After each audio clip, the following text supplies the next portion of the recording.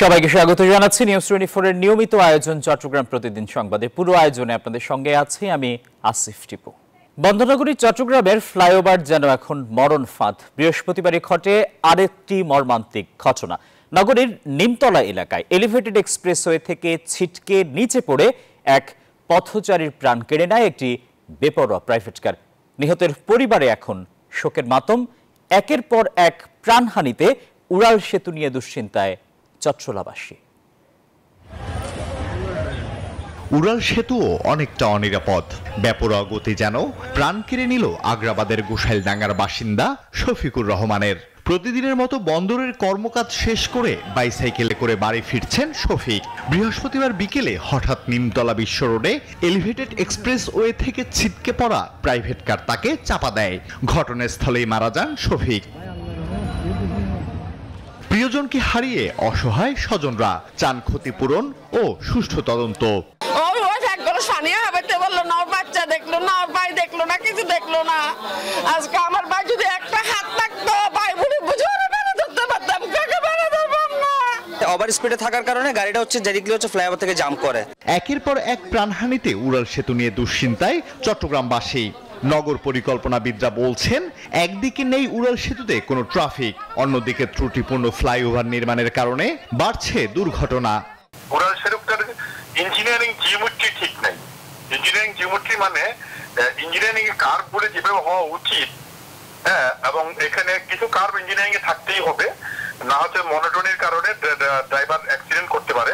সুনির্দিষ্টভাবে অ্যাডপ্ট করা দরকার, কারণ হচ্ছে যে এই এলিভেটেড এক্সপ্রেসওয়ে হস্তান্তর না করার কারণে এখন কেউ কারো দায়িত্ব নিচ্ছে না এবং এই কারণে প্রাণহানির ঘটনা ঘটছে বলে আমরা মনে করি। চট্টগ্রাম নগরের লালখান বাজার থেকে পতেঙ্গা পর্যন্ত 15.5 কিলোমিটার দীর্ঘ এই এক্সপ্রেসওয়ের সর্বোচ্চ গতিসীমা নির্ধারণ করা হয় 60 কিলোমিটার। তবে আঁকাবাঁকা অংশে সর্বোচ্চ গতিসীমা বেঁধে দেয়া হয় 40 কিলোমিটার। Desk report, news 24। চট্টগ্রামের লোহাগাড়ার চরমবায় পাহাড় কেটে একের পর এক গড়ে উঠছে বসতঘর। প্রশাসনের বারবার অভিযানেও থামছে না পাহাড় খেকোদের দৌরাত্ম্য। দখল করে মালিক সেজে পাহাড় বিক্রি করছে অনেকে। উপজেলা নির্বাহী অফিসার বলেছেন, অভিযান চলছে। নয়ন বড়ুয়া জয়ের রিপোর্টে দেখুন বিস্তারিত। প্রকৃতির পাহাড় এখন পাহাড় খেকোদের কবজায়। ভাবটা এমন, দখল যার পাহাড় তার।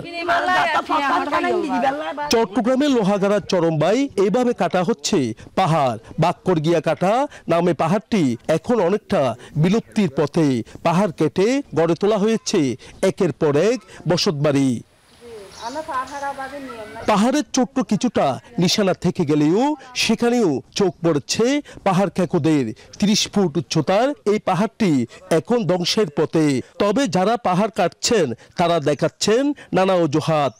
বাজি গড় আবার আমি কিনি না ভারের বাজি ফুল দি তিন তো এদি গড় আর কান দিয়া ফরার বাজি তো তার লাহার দান ফার হাড়িব গিয়া নাই, নিয়ম নাই। সরকারি স্কুলের মাটি বাড়াইয়ে তো অল্প করে মাটি লগিয়ে তারা এ তো 100 গাড়ি মতো মাটি লগিয়ে আরো লাগের। এইদিকে মালিকানাধীন পাহাড়ের অজুহাত দেখালেও লোহাগাড়া উপজেলার সহকারী কমিশনার মং এসেন বলেন, ব্যক্তি মালিকানাধীন পাহাড় কাটারও কোনো সুযোগ নেই। ব্যক্তি মালিকানাধীন বা সরকারি মালিকানাধীন পাহাড় কাটা সম্পূর্ণ নিষিদ্ধ। ব্যক্তি মালিকানাধীন হলে এটা অনুমতি নিয়ে তারপরে কাটতে হবে। সেই ক্ষেত্রে আমরা এটা আইনানুগ ব্যবস্থা নেব। লোহাগাড়া উপজেলার নির্বাহী অফিসার বলছেন, পাহাড় খেকোদের ধরতে অভিযান অব্যাহত আছে। আমরা বন বিভাগ, পরিবেশ বিভাগ সকলে মিলেমিশে পাশাপাশি আমাদের পুলিশ এবং আর্মিকে নিয়েও আমরা অভিযান পরিচালনা করতেছি। ইতিমধ্যে গত কয়েকদিন আমরা প্রায় কয়েকটাই অভিযান পরিচালনা করেছি। রাতের 11টা-12টার দিকে আমরা অভিযান পরিচালনা করেছি। তো আমরা চেষ্টা করে যাচ্ছি ইনশাআল্লাহ এই সম্পদগুলো রক্ষা করার জন্য। তবে প্রশাসনের নাকের ডগায় এইভাবে পাহাড় কাটায় ক্ষুব্ধ স্থানীয়রা। নয়ন বড়ুয়া জয়, নিউজ 24, চট্টগ্রাম। বান্দরবানের থানচির দুর্গম পাহাড়ে গণসংযোগ করেছেন বিএনপি প্রার্থী সাচিং প্রজেরি। সকালে থানচি উপজেলার বিভিন্ন এলাকা ঘুরে পরে ম্রো সম্মেলনে অংশ নেন তিনি। এ সময় তিনি উন্নয়ন সহ প্রান্তিক জনগোষ্ঠীর আর্থসামাজিক উন্নয়নের নানা প্রতিশ্রুতি দেন। বলেন, বিএনপি আমলেই ম্রো আবাসিক বিশ্ববিদ্যালয় সহ এই এলাকার বহু উন্নয়ন হয়েছে। জনসভায় ম্রো ভাষায় লেখা বিএনপির রাষ্ট্র মেরামতের 31 দফা লিফলেট বিলি করেন তিনি। খাগড়াছড়ি প্রাকৃতিক সৌন্দর্যের লীলাভূমি। পর্যটকরা ছুটে আসেন সৌন্দর্য উপভোগে। এখানে রয়েছে ঝুলন্ত ব্রিজ। আরো জানাচ্ছেন সহকর্মী জহুরুল আলম। প্রাকৃতিক সৌন্দর্যের লীলাভূমি খাগড়াছড়ি জেলা। এখানে আপনার যেমনি পর্যটকদের জন্য রয়েছে আলুঠিলা, রিসাইন ঝর্ণা, দেবতা পুকুর, মায়াবিনী লেক, এবং তেমনি রয়েছে জেলা পরিষদ পার্ক, যেটা সবথেকে আকর্ষণীয় খাগড়াছড়ি জেলা সদরের কাছেই। এখানে ছুটির দিনে এখানে বিশেষ করে বাচ্চা কাচ্চাদেরকে নিয়ে, পরিবার পরিজন নিয়ে ঘুরতে আসে স্থানীয়রা, যেমনি তেমনি বাইরের বিভিন্ন উপজেলা থেকে পর্যটকরা এসে এখানে ঘুরে বেড়ায়। আমি যদি একটু দেখাতে চাই, এখানে ঝুলন্ত ব্রিজ, যে বাচ্চারা এখানে আপনার ঝুলন্ত ব্রিজে তারা তাদের এই ব্রিজ পার হয়ে তারা আনন্দ উপভোগ করেন। একই সাথে এই পার্কে রয়েছে একটি শিশুদের একটা জোন রয়েছে, কিড জোন। সেখানে শিশুরা লাফালাফি করে তাদের সে দোলনা যা রয়েছে সেখানে তারা আনন্দ উপভোগ করে। বিশেষ করে বাইরে যে পর্যটকরা আছে সাজেক হয়ে তারা এখানে যখন ঘুরে যাওয়ার পথে এখানে তারা এসে ভিড় করে। এখানে পাহাড়ের যে সৌন্দর্য রয়েছে এই বাগানটিতে, এখানে জেলা পরিষদের যে বাগান রয়েছে, ফুলের যে সৌন্দর্য রয়েছে, তারা সেগুলো এখানে উপভোগ করেন। এখানে আমি যদি এই জেলা পরিষদের যিনি এখানে দায়িত্বে একজন কর্মকর্তা রয়েছেন, আমি যদি তার সাথে একটু কথা বলতে যাই, আপনাদের প্রতি শুক্রবারে এরকম কিরকম আপনার পর্যটক আসে এবং কেন আসে, এখানে আকর্ষণটা কি? ধন্যবাদ আপনাকে। আমাদের খাগড়াছড়ি জেলা পরিষদ পার্ক মূল আকর্ষণ হচ্ছে ঝুলন্ত ব্রিজ। আর এখানে কি বলে যে আমাদের ঝুলন্ত ব্রিজের পরে আছে হচ্ছে শিশুদের কি বলে খেলনা, কিক জোন। আর আমাদের আকর্ষণ হচ্ছে আমাদের পার্কের নিচে লেক আছে, লেকের ভিতরে আমাদের প্যাডেল বোট, কাইকিং বোট ওগুলো চড়ার মতন ব্যবস্থা আছে। আর আমাদের পার্কের ভিতরে আছে হচ্ছে বিভিন্ন জাতের ফুলের রঙ্গন, ফুলের জাতের ফুলগুলা রয়েছে। তো খাগড়াছড়ি শহর থেকে কাছে হওয়াতে আমাদের শুক্রবার শনিবারে টুরিস্টরা মোটামুটি এসে এখানে তাদের পরিবার পরিজনকে নিয়ে আনন্দ উপভোগ করতে পারে। যেমনটা বলেছেন ইনি, যেখানে কৃষি যে এখানে যিনি কর্মকর্তা রয়েছেন জেলা পরিষদ পার্কের দায়িত্বে, তিনি আমাদেরকে জানিয়েছেন যে এখানে প্রতিদিন শুক্র শনিবারে প্রায় 600 থেকে 700 পর্যটক এখানে এসে তারা ঘুরে বেড়ায় এবং আনন্দ উপভোগ করে। খাগড়াছড়ির জেলা পরিষদ পার্ক থেকে ছিল আমার পর্যটন নিয়ে সর্বশেষ তথ্য এই। নির্বাচন যতই ঘনিয়ে আসছে ততই প্রার্থী ও ভোটারদের মাঝে বইছে নির্বাচনী আমেজ। দলীয় মনোনয়ন পেয়ে ভোটারদের দোরগোড়ায় প্রচারণা নিয়ে ব্যস্ত দলীয় নেতাকর্মী ও প্রার্থীরা। প্রচারণার আরো খবর জানাতে কুমিল্লা থেকে সরাসরি যুক্ত হচ্ছেন সহকর্মী এইচ.এম. মহিউদ্দিন। মহিউদ্দিন, কুমিল্লায় বিভিন্ন দলের প্রার্থীদের প্রচারণার খবর জানাবেন।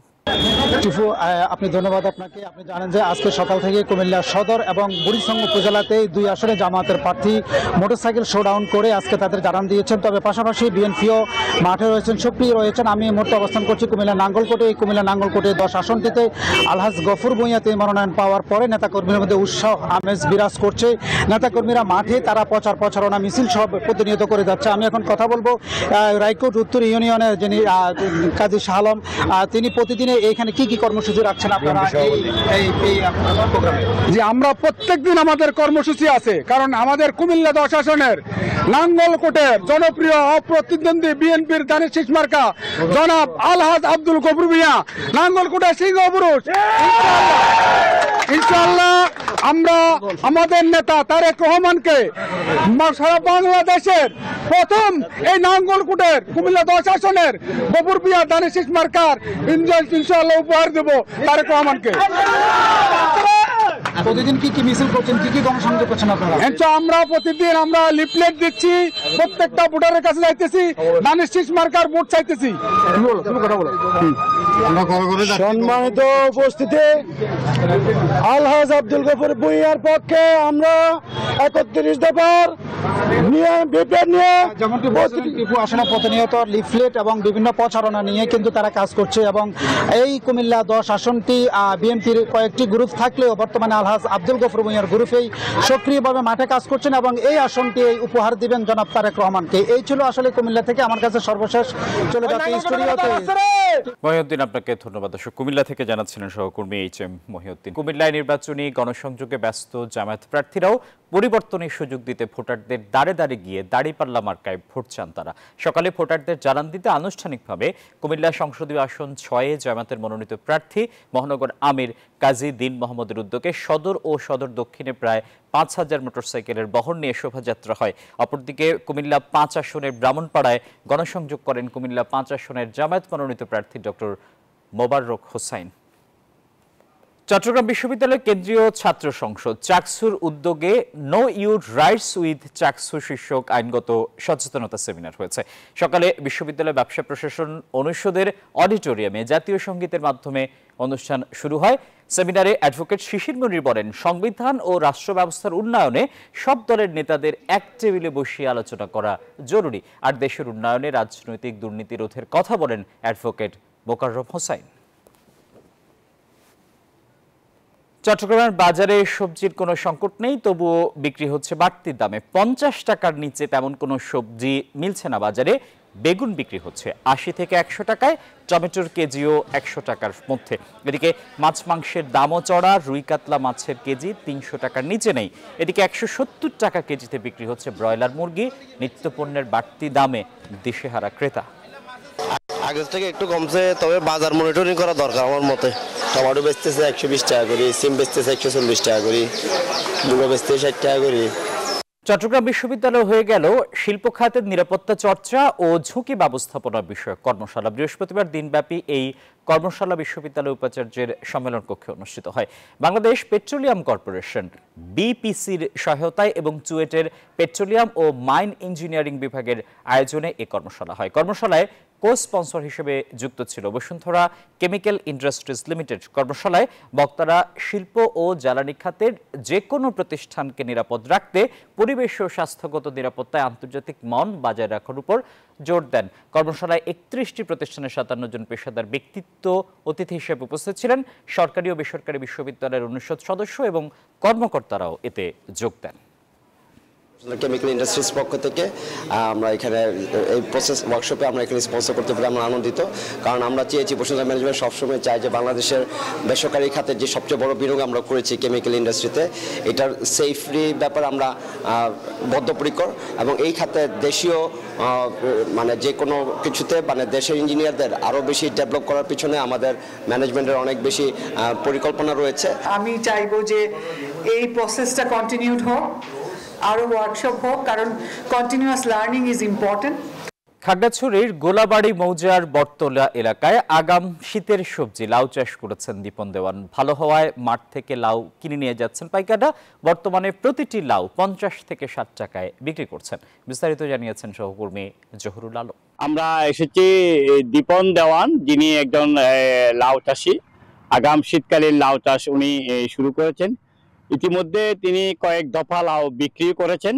আমি যদি একটু দেখাতে চাই তাহলে এখানে আপনার দীপন দেওয়ানের যে লাউ বাগান রয়েছে, যে লাউ ক্ষেতটা রয়েছে, সেই ক্ষেতে এখন তোকা তোকা আপনার এই যে ঝুলে আছে লাউগুলো। এখানে যিনি আছেন কৃষক দীপন দেওয়ান, তার সাথে একটু কথা বলছি। আপনি এটা লাউ চাষটা কবে থেকে শুরু করেছেন?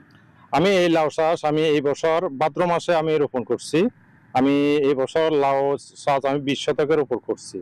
তো এই 20 শতকের লাউ ক্ষেতের মধ্যে আমি ইতিমধ্যে আমি 30-40 হাজার টাকার মতন বিক্রি করছি।